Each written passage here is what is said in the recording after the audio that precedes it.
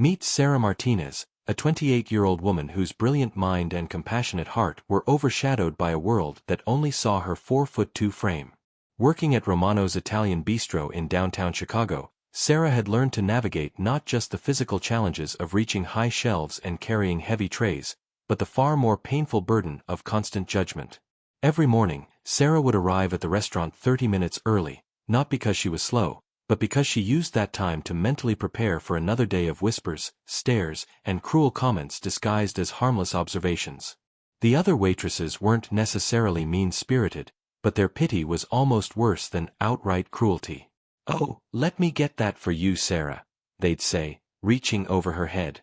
"Don't worry about table 12, they look difficult today." But what they didn't know was that Sarah had graduated summa cum laude with a degree in business administration from Northwestern University. What they couldn't see was that she spoke 4 languages fluently and had turned down 3 corporate job offers because every interview ended the same way, with polite rejections and vague explanations about company fit. The restaurant job wasn't her dream, it was her reality in a world that couldn't see past her height. The customers were the hardest part. Some would point and whisper to their companions as if she couldn't hear them.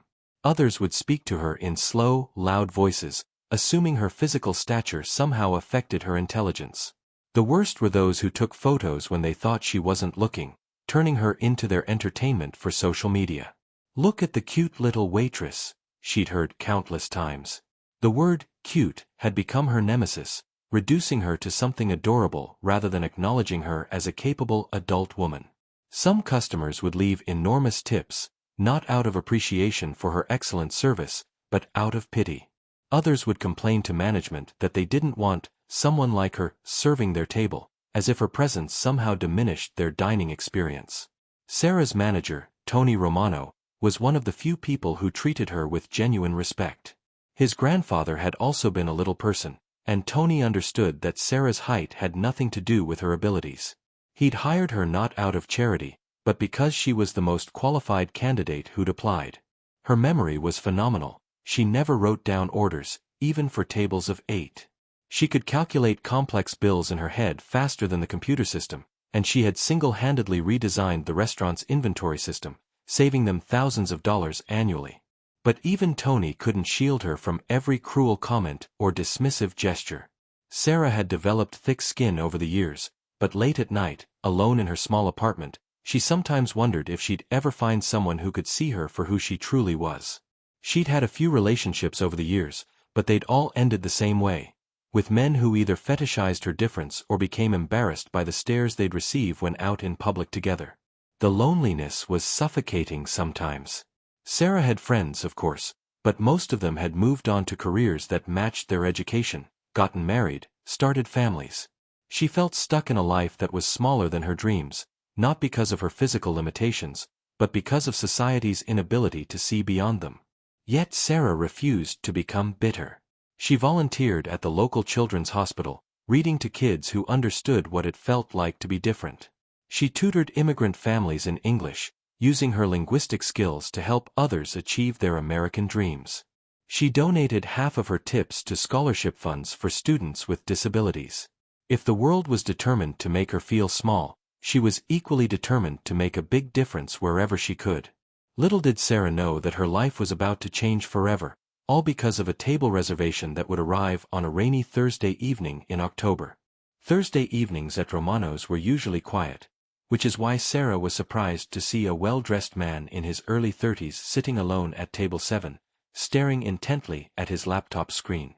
What struck her wasn't his expensive suit or the way he'd politely declined the wine menu, but how he'd looked directly at her face when she'd approached his table, not down at her with that familiar mixture of surprise and awkward politeness that she'd grown accustomed to. "Good evening," she'd said, notepad ready despite never needing it. "I'm Sarah, and I'll be taking care of you tonight." "Alexander," he'd replied, extending his hand for a proper handshake. Not a pat on the head, not an awkward hover, but a firm, respectful handshake. "And thank you. I've heard wonderful things about this place." As the evening progressed, Sarah found herself genuinely enjoying their brief interactions. Alexander asked thoughtful questions about the menu, complimented the restaurant's ambience, and even made a joke about the weather that had her laughing genuinely for the first time in weeks. He treated her exactly as he would any other server, with courtesy and respect.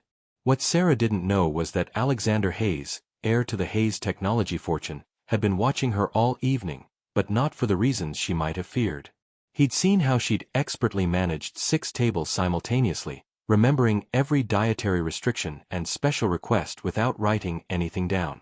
He'd watched her patiently explain menu items to an elderly couple, help a mother calm her crying baby by making funny faces, and gracefully handle a drunk customer who'd made inappropriate comments about her height. Alexander had built his wealth not just through inheritance, but by recognizing exceptional talent wherever he found it. He'd started 3 companies by identifying brilliant people who'd been overlooked by traditional hiring practices. His personal assistant was a former homeless veteran, his head of security was an ex-gang member who'd turned his life around, and his chief technology officer was a college dropout who'd been rejected by every tech company in Silicon Valley. "Excuse me," Alexander said as Sarah brought his check. "I hope this doesn't sound presumptuous, but I've been incredibly impressed by your work tonight. You're clearly overqualified for this position." Sarah felt her defensive walls immediately go up. Here it comes, she thought. The pity, the condescending offer, the assumption that she needed charity. "I appreciate the compliment," she said carefully, "but I'm perfectly capable of doing my job." "I'm sure you are," Alexander replied quickly, sensing her discomfort. "Actually, that's not what I meant at all. I'm wondering if you might be interested in hearing about a business opportunity." "Not charity," he added, seeing her expression. "A legitimate business proposition." Sarah studied his face, looking for the telltale signs of either pity or fetishization that she'd learned to recognize. Instead, she saw something she rarely encountered, genuine interest in her as a person, not as a curiosity. "What kind of business opportunity?" "I'm developing a consulting firm that specializes in accessibility and inclusive design. Not just for people with disabilities, but for anyone who's ever felt excluded or overlooked by traditional business practices. I've watched you tonight, and you have an incredible ability to make every customer feel seen and valued. That's not a skill you can teach, it's something you either have or you don't." Sarah's skepticism warred with curiosity. "And what makes you think I'd be interested in leaving a job I'm perfectly good at?" Alexander smiled. "Because I have a feeling you didn't study business administration at Northwestern to spend your career carrying other people's plates. Though," he added quickly, "there's absolutely nothing wrong with this work if it's what you choose to do." Sarah's eyes widened. "How did you know where I went to school?" "Lucky guess," Alexander said, though the truth was he'd done his research after overhearing her give directions to a tourist in perfect Italian, then switched to Spanish to help translate for a family at another table. "Look, I'm not trying to rescue you or save you. I'm trying to offer you an opportunity to use your talents in a way that might be more fulfilling. If you're not interested, no harm done." For the first time in years, Sarah felt a spark of possibility. What exactly would this consulting firm do? Help businesses understand how to truly serve all their customers, not just the ones they expect to walk through their doors. Design products and services that work for everyone. Train employees to see past their assumptions. It's a multi-million-dollar market that barely anyone is addressing properly. Sarah set down the check, her interest genuinely piqued. "And you think I could help with that?" "I think you could lead it," Alexander said simply. "I have the capital and the business connections. You have the expertise, the empathy, and the intelligence. It would be a true partnership." As Sarah walked away to process his order, her mind was racing. Was this real? Could this stranger actually see her potential in a way that dozens of corporate recruiters had failed to? Or was this just another version of the same old story? Someone who thought they could fix her life? Only time would tell, but for the first time in years, Sarah Martinez allowed herself to hope. 3 weeks later, Sarah found herself sitting in Alexander's downtown office, surrounded by floor-to-ceiling windows that offered a breathtaking view of Lake Michigan. She'd agreed to a trial consultation project, helping his tech company redesign their customer service approach to be more inclusive. What she'd thought would be a one-day project had turned into a comprehensive overhaul that was already showing remarkable results. Customer satisfaction is up 18% since we implemented your suggestions, Alexander said, reviewing the latest reports. The training program you developed for our customer service team is being requested by our other divisions. Sarah tried to maintain her professional composure, but inside, she was thriving.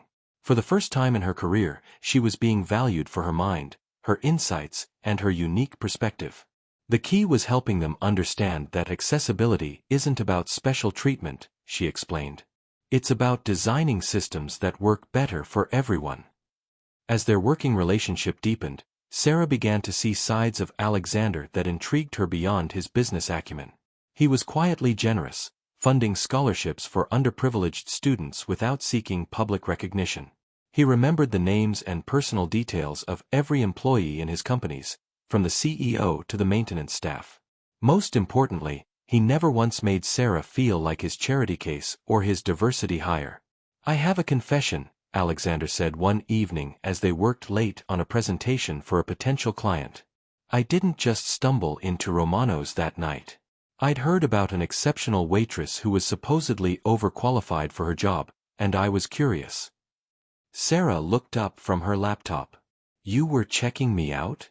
"Professionally speaking," she added quickly. "Initially, yes. But somewhere between watching you handle that drunk customer with more grace than he deserved and seeing you make that little girl laugh when she was having a meltdown, it became something else entirely." The air between them suddenly felt charged with possibility. Sarah had learned to be cautious about moments like this. Too many men had confused admiration with something else, or worse, had been attracted to her difference rather than to her as a person.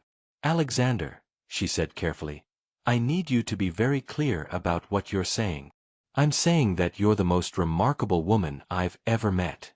Your height has nothing to do with it, except that it's given you a perspective and strength that most people never develop. I'm saying that I look forward to seeing you every day, that I respect your mind, and that I'm falling in love with who you are as a person." Sarah felt her heart racing. This could complicate our business relationship. "It could," Alexander agreed. "Or it could make it stronger. But I won't pretend that my feelings are purely professional anymore. The question is, do you feel anything similar?" The truth was, Sarah had been fighting her growing attraction to Alexander for weeks. Not just because he was handsome or successful, but because he challenged her intellectually, supported her professionally, and treated her with a respect she'd rarely experienced. When he looked at her, she saw reflected in his eyes the woman she'd always known herself to be. Capable, intelligent, worthy of love. "I'm scared," she admitted. "Not of you, but of how people will react. Of what they'll assume about why you're with me." Alexander reached across the desk and took her hand. "Let them assume whatever they want. I know why I'm falling in love with you, and it has everything to do with your brilliant mind, your compassionate heart, and your incredible strength. If other people can't see that, it's their loss, not ours." Their first official date was deliberately private. Dinner at Alexander's penthouse apartment, where they could focus on each other without the distraction of stares or whispers. Sarah had prepared herself for awkwardness, but instead found herself relaxing in a way she hadn't experienced in years. "Tell me about your dreams," Alexander said over dessert. "Not your practical goals, but your real dreams." Sarah paused, surprised by the question. "I've always wanted to start a foundation that provides mentorship and resources for people with dwarfism. Not just children, but adults who are trying to navigate careers and relationships in a world that doesn't always accommodate them. I want to change the narrative from one of limitation to one of possibility." "What's stopping you?" "Money, connections, credibility. The usual barriers." Sarah shrugged. "It's a nice dream, but not very realistic." Alexander smiled. "What if I told you it was more realistic than you think? What if our consulting firm was just the first step toward building something bigger?" As the weeks turned into months, their relationship deepened on every level. Professionally, they were becoming the most sought-after accessibility consulting team in the Midwest. Personally, They were discovering a connection that surprised them both with its depth and authenticity. But Sarah knew that eventually, they'd have to face the world together, and she wasn't sure she was ready for the scrutiny that would inevitably come. The first time Sarah and Alexander appeared together at a public event, a charity gala for children's literacy, Sarah felt every eye in the room turn toward them. The whispers started immediately, and she could practically hear the assumptions being made. Gold digger. Trophy girlfriend. Publicity stunt. Hey, Alexander whispered, sensing her tension. Remember what we talked about. Their opinions don't define us. Sarah straightened her shoulders and lifted her chin. She was wearing a stunning emerald dress that Alexander had helped her choose, not because she couldn't dress herself, but because he'd wanted to share in the excitement of preparing for their first official appearance together. She looked beautiful, successful, and confident, everything she actually was. The evening tested every defense mechanism Sarah had developed over the years. A society reporter made thinly veiled comments about unusual couples. A business acquaintance of Alexander's made jokes about needing a step stool. An elderly woman actually reached out to pat Sarah's head as if she were a child. But something remarkable happened as the night progressed. Alexander's response to each slight was swift and decisive, but not in the way Sarah had expected. He didn't get angry or make scenes. Instead, he redirected every conversation back to Sarah's accomplishments, her intelligence, her business insights. When someone made a condescending comment, he'd respond with something like, "You should hear Sarah's analysis of the accessibility market. She's identified a billion-dollar opportunity that most companies are completely missing." More importantly, Sarah found her own voice in ways she'd never allowed herself before. When a tech executive dismissed her ideas about inclusive design, she didn't shrink back. Instead, she launched into a detailed explanation of how his company was losing customers by failing to consider users with different abilities, backing up every point with data and real-world examples. "My God," the executive said when she finished. "We need to talk. Are you available for consulting work?"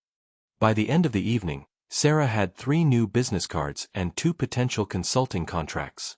More than that, she'd experienced something she'd never felt before. The power of being seen and heard as an equal partner in a relationship with someone who genuinely celebrated her success. "I'm proud of you," Alexander said as they rode home in the car. "Not because you handled those idiots well, but because you let yourself shine. You were magnificent. It was easier with you there," Sarah admitted. "Not because I needed protection, but because having someone believe in me made me believe in myself more." Their relationship continued to deepen, but it wasn't without challenges. Some of Alexander's family members struggled to accept Sarah initially, not out of malice but out of their own limited understanding. Alexander's mother, a sophisticated woman who'd expected her son to marry within their social circle, had to confront her own unconscious biases. "She's not what I expected," his mother confided to Alexander during a tense family dinner. "What did you expect?" Alexander asked pointedly.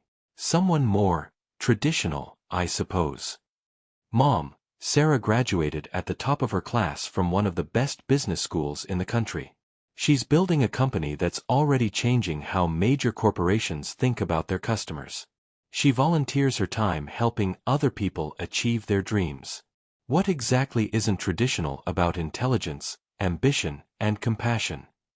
The turning point came when Sarah was invited to speak at a major business conference about inclusive design. Alexander's parents attended, skeptical but curious. They watched their son's girlfriend command a room of 500 business leaders, delivering insights that had people frantically taking notes and lining up afterward to exchange contact information. "I owe you an apology," his mother said to Sarah afterward. "I was so focused on what I thought I saw that I missed who you actually are. You're remarkable, and my son is lucky to have you." But the real test came when their relationship became social media fodder. A gossip blogger had posted photos from the charity gala with the headline, "Tech Millionaire's Strange New Romance." The comments section was brutal, filled with everything from crude jokes to conspiracy theories about Alexander's motives. Sarah spiraled for days, reading every comment and letting each cruel word reinforce her deepest fears about being unworthy of love. Alexander found her crying in her apartment, surrounded by printed screenshots of the worst comments. "Why are you doing this to yourself?" he asked gently, sitting beside her on the couch. "Because maybe they're right," Sarah sobbed. "Maybe this is all just some elaborate charity case, and I'm too stupid to see it." Alexander took her hands and looked directly into her eyes. "Sarah Martinez, you are the smartest, strongest, most compassionate woman I've ever known. I fell in love with your mind first, then your heart, then everything else about you.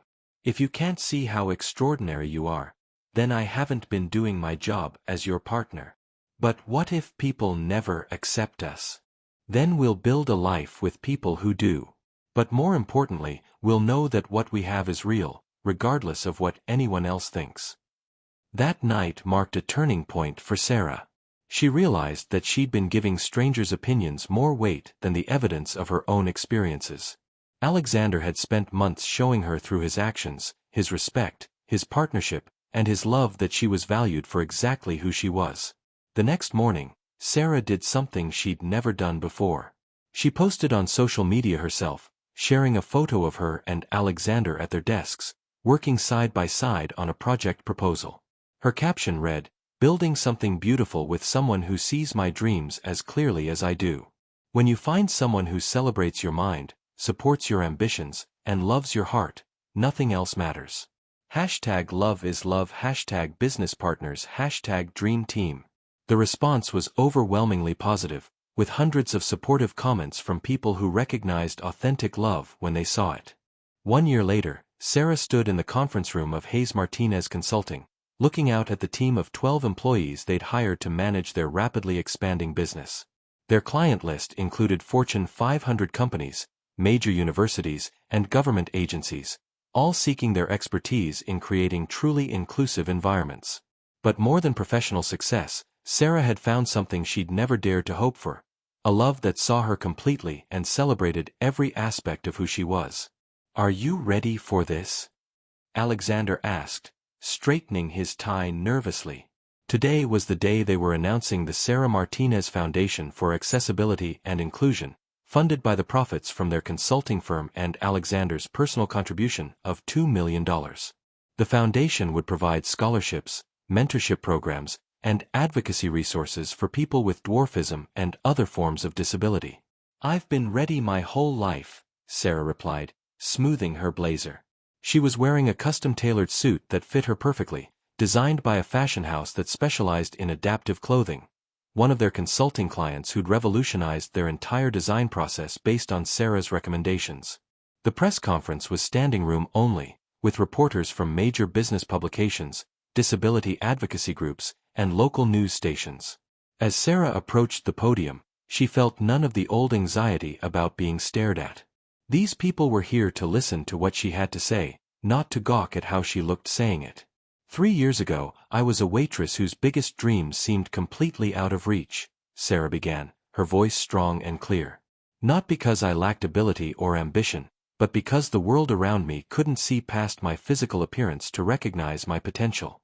Today, I stand before you as the co-founder of a multi-million-dollar consulting firm, the recipient of the National Business Innovation Award, and proof that extraordinary things happen when someone believes in your worth."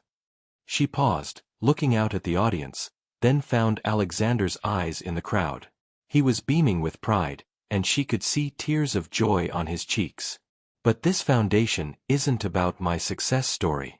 It's about making sure that other brilliant minds don't have to wait for someone else to recognize their worth. It's about creating systems and opportunities that allow everyone to reach their full potential, regardless of what they look like or how they move through the world." The applause was thunderous, but what moved Sarah most was seeing other little people in the audience, young professionals, students, parents, all looking at her with expressions of hope and possibility. After the press conference, as they celebrated with their team and supporters, Alexander pulled Sarah aside onto the building's rooftop garden. "I have something for you," he said, his voice unusually nervous. "Alexander, you've already given me everything. The business, the foundation, your love, your belief in me.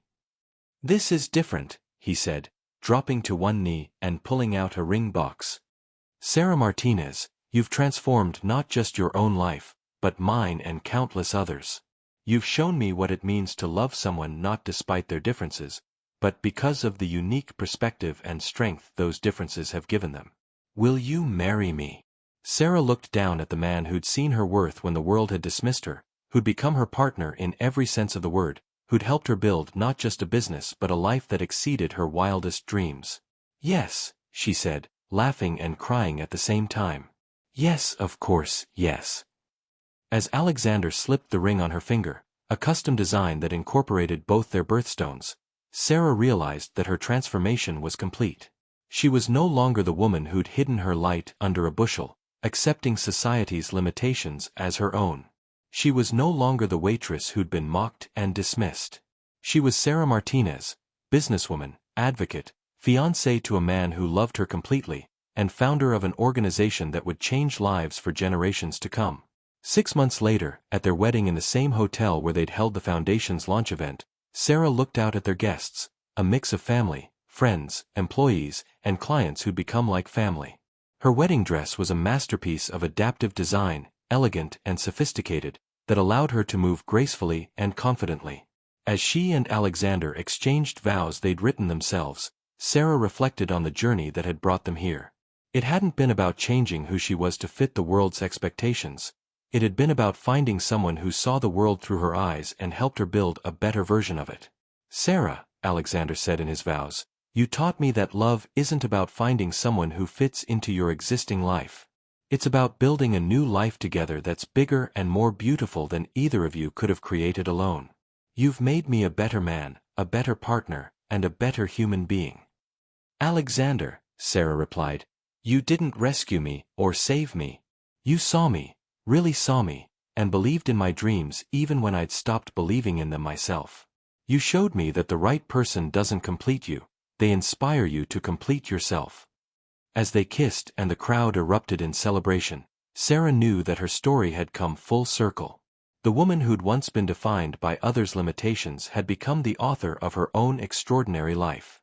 In the months and years that followed, the Hayes Martinez Foundation would help hundreds of people with disabilities achieve their dreams.